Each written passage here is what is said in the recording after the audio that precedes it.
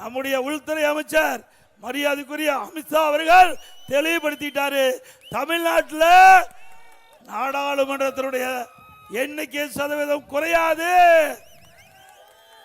எண்ணிக்கை சதவீதம் அப்படின்னு சொல்லிட்டாரு. அப்படின்னு சொன்ன பிறகும் அவர் வேணுன்னு இப்போ மாலையில் நடந்த 7 மணிக்கு கூட்டம், 7 மணிக்கு கூட்டத்தில் பேசுற கருப்பு சட்டை போட்டு அப்போ என்ன சொல்றாரு? இதுக்கு முந்தி காலையில் சொன்னது திரு எடப்பாடி பழனிசாமி திரு உள்துறை அமைச்சர் ஒரு கூட்டத்தில் பேசுறது வச்சுக்கிட்டு சொல்றாரு அதை போய் தண்ணியில் எழுதி வைக்கணும்னாரு. இப்ப சாயந்தரமும் 6 மணிக்கு உள்துறை அமைச்சர் தெளிவுபடுத்தி விட்டார். தமிழ்நாட்டுக்கு இந்த பாராளுமன்ற தொகுதி வரையறை 59 அறிவிச்சிட்டார். 59 நீ தமிழ்நாட்டுடைய எம்பி 59.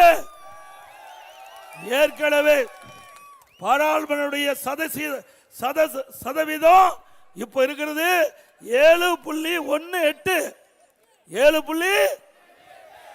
ஸ்டாலின் சொல்ல இது குறைஞ்சிரும் அப்படின்னு கருப்பு சட்டை போட்டுட்டு இருந்தார். இப்போ 7.23. 7. அப்ப 5 ஏறி போச்சு. 5 ஏறி போச்சு. சட்டை கழட்டிட வேண்டியதானே?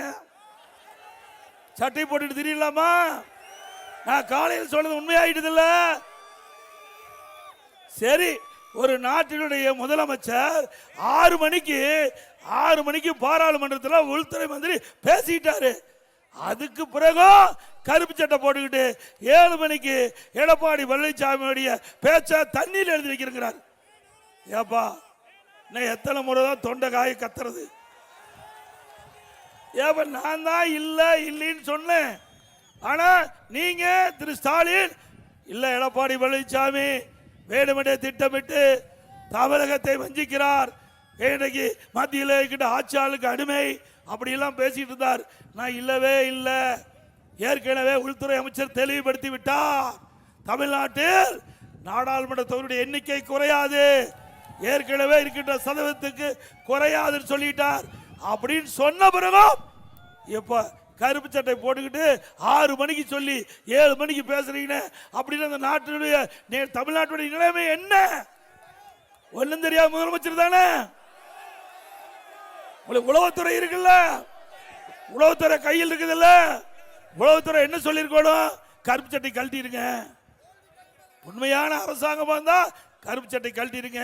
நீங்க வைத்த கோரிக்கை இல்ல நிறைவேற்றிட்டாங்க, அதுக்கு மேல நிறைவேற்றிட்டாங்க. நீங்க என்ன நினைச்சீங்களோ அதுக்கு மாறா மத்திய அரசாங்கம் எல்லாம் சமமா, இந்தியாவில் இருக்கிற அனைத்து மாநிலத்துக்கும் சமமா தமிழ்நாட்டில் நாம என்ன கோரிக்கை வச்சோமோ அது நிறைவேற்றப்பட்டு விட்டது. ஸ்டாலினுடைய முகத்துல கரி பூசியாச்சு. திமுக தலைவர் இன்றைய முதலமைச்சர் ஸ்டாலின் அவருடைய கூட்டணி கட்சி தலைவர் அறிக்கை மேல அறிக்கை தினம் ஓடிட்டு இருந்தது. இன்னைக்கு போறோம் அதுக்கு பூரா முட்டுப்புள்ளி வச்சாச்சு. திரு ஸ்டாலின் அவர்களே, அண்ணா திமுகவை நீங்க பலவீனமா நினைக்காதீங்க. அண்ணா திமுக தொண்டன இருக்கிற வலுவு கூட உங்களுக்கு இல்ல. அண்ணா திமுக தொண்டனுக்கு இருக்கிற வலுவு கூட முதலமைச்சருக்கு இல்ல. புரிஞ்சு பேசுங்க. நீங்க சொல்ல மாதிரி இந்த மங்குனியா இருக்கிற காரணத்துலதான் 6 மணிக்கே உள்துறை அமைச்சர் நாடாளுமன்றத்தில் தெளிவா சொல்லிட்டார். அதுக்கு பிறகு என்ன பண்ணணும்? உடனே ஆளுங்கட்சியில் இருக்கிற முதலமைச்சர் உளவுத்துறையின் மூலமாக இல்லது ஏதாவது 37-39 பேர் எம்பி இருக்காங்கல்ல, ஒருத்தராவது சொன்னாங்களா? ஒருத்தராவது முதலமைச்சர்கிட்ட தொடர்பு கொண்டு ஐயா இப்படி இல்லை, நாம நினைத்ததை விட கூடுதல் சதவீத இடம் கிடைச்சிருக்குது அப்படின்னு ஒருத்தராவது சொல்லியிருக்காங்களா? அங்க வேஸ்ட் லக்கேஜ் எல்லாம் 39 பேரும் போய் பெஞ்ச தேய்ச்சிக்கிட்டு இருக்குது. 39 எம்பி நாடாளுமன்றத்தில் பெஞ்ச தேய்க்கிறது கரெக்ட். நினைச்சு பாருங்க.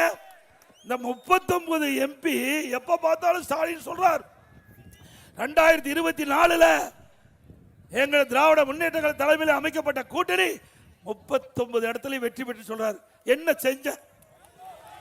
செஞ்சாரா? ஓட்டு போட்ட மக்களை நினைச்சு பாத்தீங்களா? இங்க மத்திய இணையமைச்சர் மரியாதைக்குரிய சகோதரர் முருகன் தான் வந்திருக்காரு. சட்டமன்றத்தில் பெண்களுக்கு 33% இடஒதுக்கீடு, 33% நீண்ட காலமாக பெண்கள் வைத்த கோரிக்கை. இன்றைக்கு அவளுக்குன்னு தனி பிரதித்துவம் வேண்டும் என்று இதையெல்லாம் அறிந்துதான் இதய புரட்சி தலைவி அம்மா அவர்கள் இருக்கின்ற பொழுது இன்றைக்கு உள்ளாட்சியில் 33% 50% உயர்த்தணும். உள்ளாட்சியில் 50% உயர்த்தணும். அதே போல இதய புரட்சி தலைவி அம்மா இருக்கும்போது நான் எம்பியா இருந்தேன். அப்ப அம்மா 98ல் நம்முடைய நாடாளுமன்றத்திலும் சட்டமன்றத்திலையும் 33% பெண்களுக்கு இடஒதுக்கீடு வேண்டும் என்று அப்பொழுது இருந்த நம்முடைய அண்ணன் தம்பித்துறை அவர்கள் சட்டத்துறை அமைச்சராக இருந்தார்.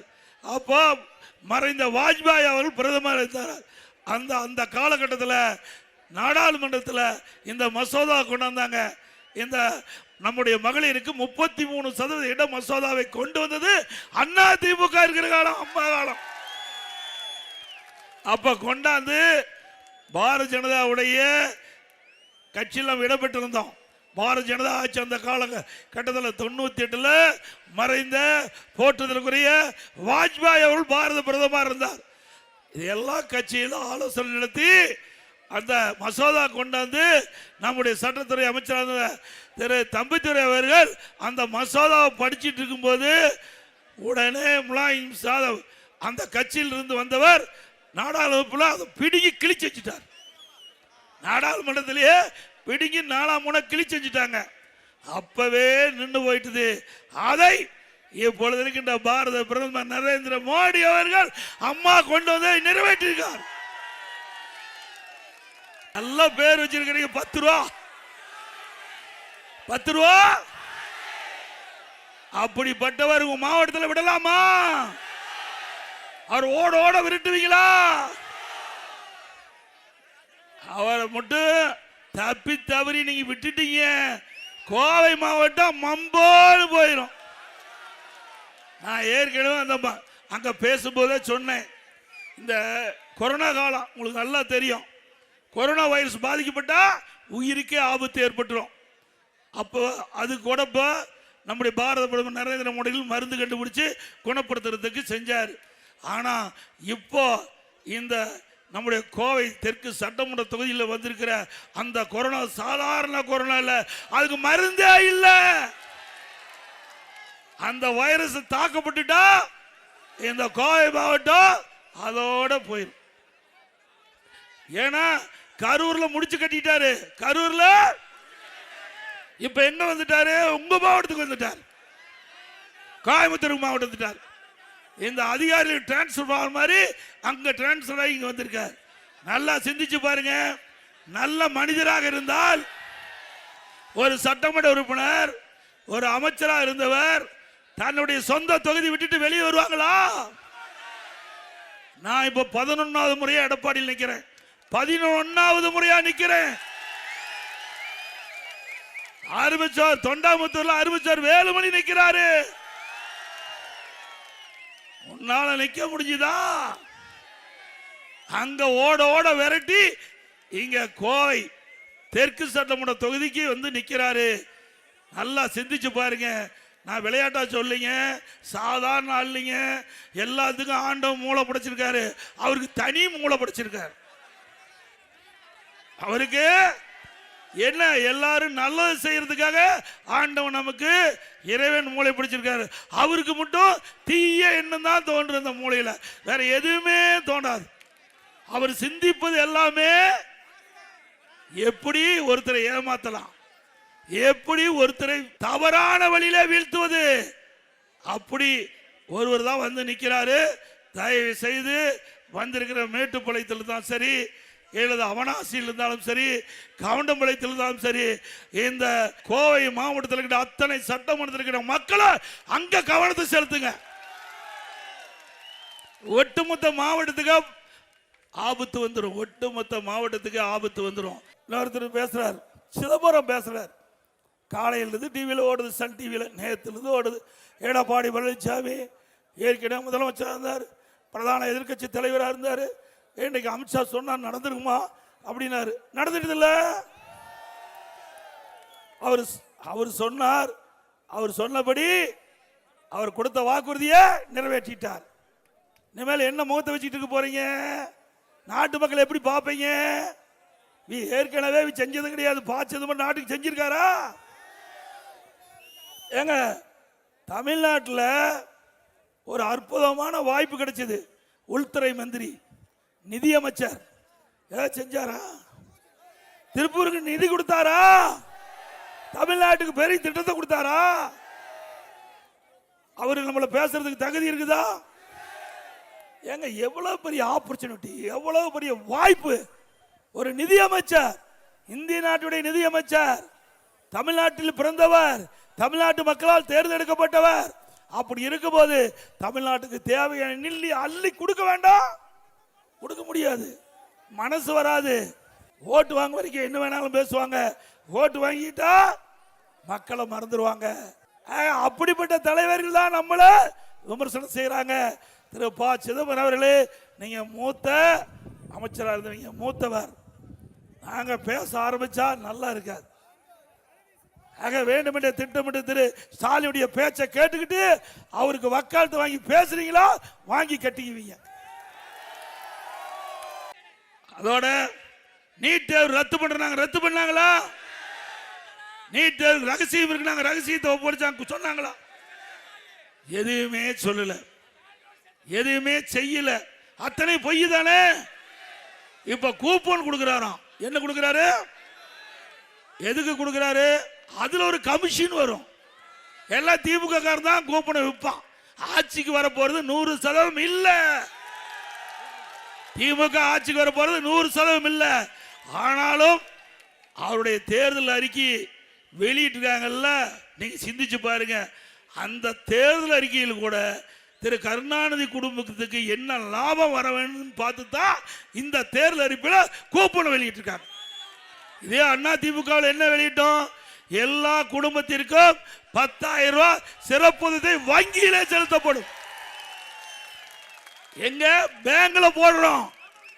இவர் யாரு? இவர் வீட்டு பேங்க்ல போட பாக்குறாரு.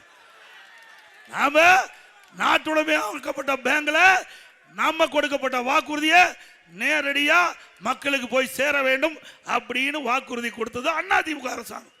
திமுக என்ன சொல்லுது? இன்னைக்கு தலைவர் என்ன சொல்லியிருக்காரு? கூப்பன் கொடுக்குறோங்கிறாரு.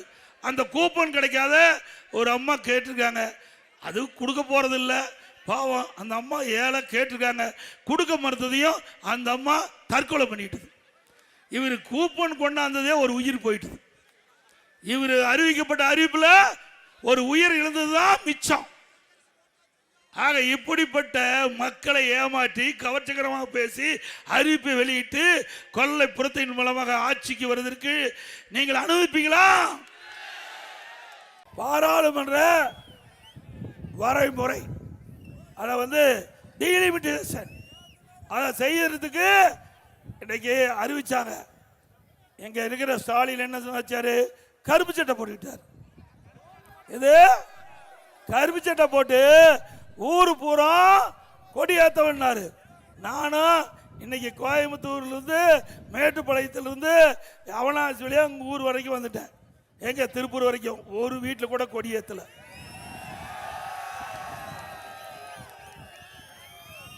எதுக்கு?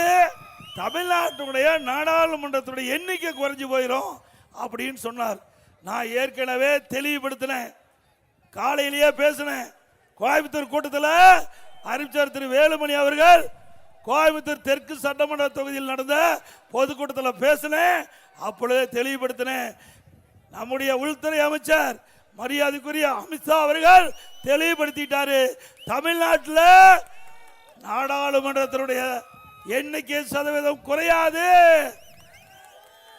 எண்ணிக்கை சதவீதம் அப்படின்னு சொல்லிட்டாரு.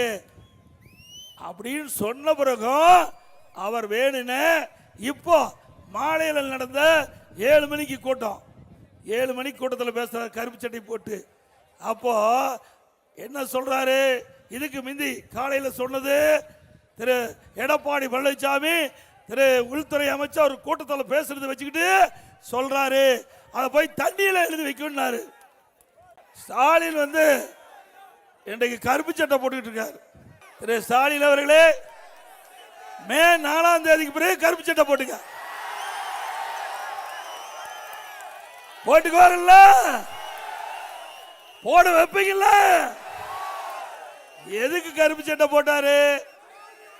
இன்றைக்கு நம்முடைய இதயம் புரட்சி தலைவி அம்மா அவர்கள் பெண்களுக்கு 33% இட ஒதுக்கீடு சட்டமன்றத்தில் நாடாளுமன்றத்தில் வேண்டும் என்று முதல் குரல் கொடுத்த கட்சி அதிமுக கட்சி.